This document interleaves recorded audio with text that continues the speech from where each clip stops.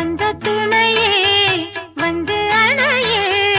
அந்தமுள்ள சந்திரனை சொந்தம் கொண்ட சுந்தரியே சாமி கிட்ட சொல்லி வச்சு சேர்ந்தது இந்த செல்ல கிளியே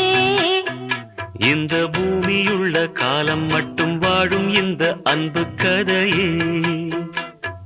முத்துமணியே பட்டு துணியே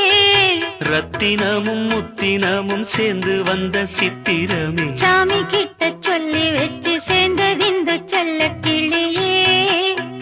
இந்த பூமியுள்ள காலம் மட்டும் வாழும் இந்த அன்பு கதையே